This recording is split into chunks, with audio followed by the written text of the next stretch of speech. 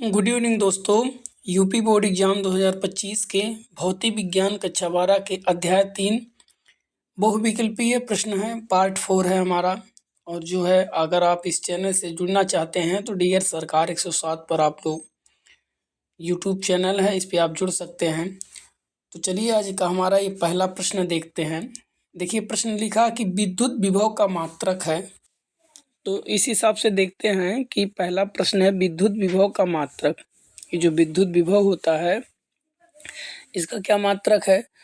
तो आप जानते हो विद्युत विभव की जो परिभाषा होती है कि जैसे मान लीजिएगा कि कोई बिंदु आवेश है और उससे जो है उस पर कोई अनंत से एकांक धन आवेश को अगर वहां तक लाना है तो वह उसके विरुद्ध एक कार्य करेगी। तो इसका मतलब क्या हो जाएगा कि विद्युत विभव की परिभाषा से आप जानते हो कि सूत्र होता कार्य बट्टे आवेश होता है। तो विद्युत विभव बराबर क्या होता है, कार्य बट्टे आवेश होता। अब कार्य का मात्रक क्या हो जाएगा, तो कार्य का मात्रक जूल होता है और आवेश का मात्रक कूलाम होता है। तो इस तरीके से जूल बट्टे कूलाम या जूल प्रति कूलाम हो जाएगा। तो हमारा राइट आंसर हो जाएगा। तो विद्युत विभव का मात्रक क्या हो जाएगा, जूल प्रति कूलाम। ये ऑप्शन और ये बिल्कुल गलत हो जाएंगे। इस हिसाब से हम देखते हैं हमारा दूसरा प्रश्न है कि निम्न में से कौन विद्युत विभव का मात्रक नहीं है। तो जूल बट्टे कूलाम ये तो ऑलरेडी है, ये है। फिर यहाँ एक हिसाब से देखते हैं कि जैसे मान लीजिएगा कि वोल्ट, अच्छा, विद्युत विभव का मात्रक वोल्ट भी होता है। तो चूंकि विद्युत विभव का मात्रक जो होता है वो वोल्ट भी होता है, जूल बट्टे कूलाम भी होता है। और एक और मात्रक होता है न्यूटन गुणे मीटर बट्टे कूलाम, ये भी होता है। तो इस हिसाब से ये हमारा न्यूटन प्रति कूलाम नहीं होगा। तो राइट आंसर यही हो जाएगा कि विद्युत विभव का मात्रक नहीं है। तो देखिए वोल्ट भी होता है, जूल बट्टे कूलाम भी होता है, न्यूटन गुणे मीटर बट्टे कूलाम भी होता। हमारा ये तीसरा प्रश्न है कि एक इलेक्ट्रॉन वोल्ट ऊर्जा का मान क्या होता है। एक इलेक्ट्रॉन वोल्ट, तो आप जानते हैं ना कि एक इलेक्ट्रॉन जो वोल्ट ऊर्जा का मान होता है 1.6 गुणे 10⁻⁻19 जूल होता है। तो इसको बहुत ज़्यादा याद नहीं करना है, इसे समझ लीजिए कि 1.6 गुणे 10⁻⁻19 जूल होता है। चलिए अगला प्रश्न है हमारा समविभव पृष्ठ से।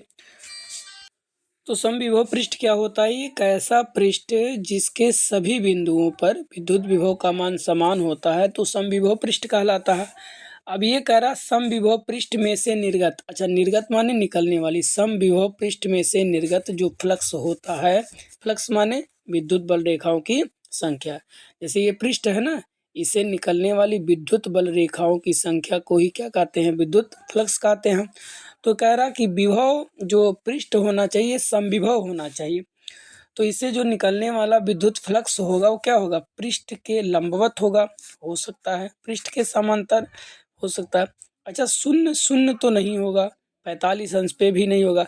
अब पृष्ठ के लंबवत होता है कि पृष्ठ के समांतर होता है। तो ये सीधा सा पृष्ठ के ये लंबवत, जैसे ये पृष्ठ इस टाइप से है ना, पृष्ठ इस प्रकार से रखा हुआ है तो ये इसके लंबवत हो जाएगा। तो यहाँ पर ये राइट ऑप्शन हो जाएगा।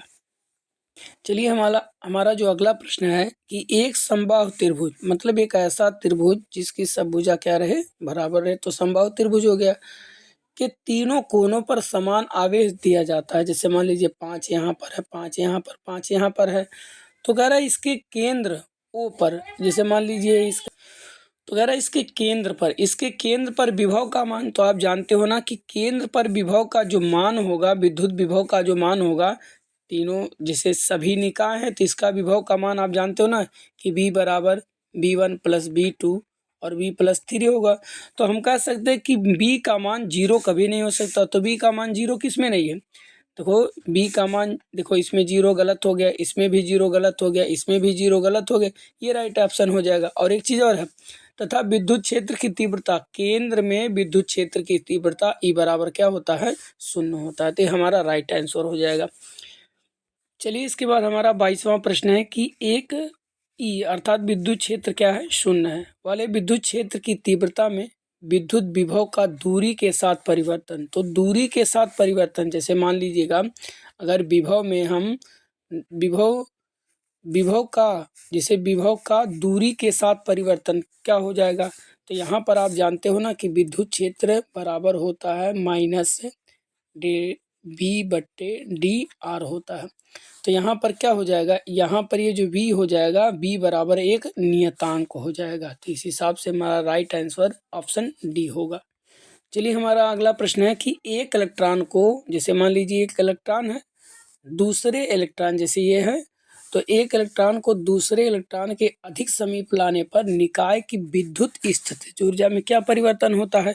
तो जैसा कि आप जानते हो ना, U बराबर होता है 1/4 pi epsilon not Q1 Q2 बट्टे जो होता है ये R होता है। तो ये सीधा सा संबंध कह रहा समीप लाने पर। तो जब समीप लाएंगे, तो जैसे समीप लाएंगे, पहले दूरी R है, मतलब 4 मीटर है मान लीजिए, और समीप ला रहे हैं, दूरी 2 मीटर हो गया, तो दूरी कम हो रही है। तो जब दूरी कम होगी तो विद्युत स्थितिज ऊर्जा का मान क्या हो जाएगा, बढ़ेगा। तो ऑप्शन हो जाएगा बी हो जाएगा राइट आंसर। इसके बाद देखते हैं पहला प्रश्न फिर आ गया कि विद्युत विभव का मात्रा क्या, तो राइट आंसर जूल प्रति कूलाम हो जाएगा। 1 वोल्ट बराबर होता है, तो 1 वोल्ट बराबर क्या हो जाएगा, जैसे मान लीजिए अभी आप देखे ना कि शुरू में प्रश्न बताया गया था कि विद्युत विभव का मात्रक एक मात्रक वोल्ट भी होता है। तो वोल्ट अर्थात जो हो जाएगा वो 1 जूल प्रति कूलाम के क्या हो जाएगा, बराबर हो जाएगा। चलिए हमारा जो छठवां प्रश्न है कि दो आवेशों के बीच की दूरी बढ़ाई जाती है। जैसे मान लीजिए एक आवेश Q1 यहाँ है, एक आवेश Q2 यहाँ, इनके आवेशों के बीच की दूरी जो होती है वो बढ़ा दी जाती है। तो आवेशों की स्थितिज ऊर्जा पर क्या प्रभाव पड़ेगा, तो यहाँ पर ये हो जाएगा, देखिएगा, आवेशों के बीच की दूरी बढ़ाई जाती है तो स्थितिज ऊर्जा, तो यहाँ पर ये बढ़ेगा तो बिल्कुल नहीं हो जाएगा। अच्छा, यहाँ पर एक ऑप्शन हो जाएगा, यहाँ पर देखिएगा नियत रहेगा, ये भी गलत हो जाएगा। घटती है, बढ़ या घट सकती है। तो जैसे जब दो आवेशों के बीच की दूरी, जैसे मान लीजिए एक आवेश यहाँ पर है और एक आवेश यहाँ पर है, तो इनके बीच की दूरी जो R है, जो दूरी R है उसको बड़ा कर दिया जाता है, तो विद्युत स्थितिज ऊर्जा क्या हो जाएगा, घट जाएगा। तो यहाँ पर राइट आंसर आप बढ़ या घट सकती है, तो इस हिसाब से आप डी आंसर मानेंगे इसका। चलिए अगला प्रश्न, एक इलेक्ट्रॉन को प्रोटॉन से दूर जाने पर निकाय की स्थितिज ऊर्जा क्या होता है।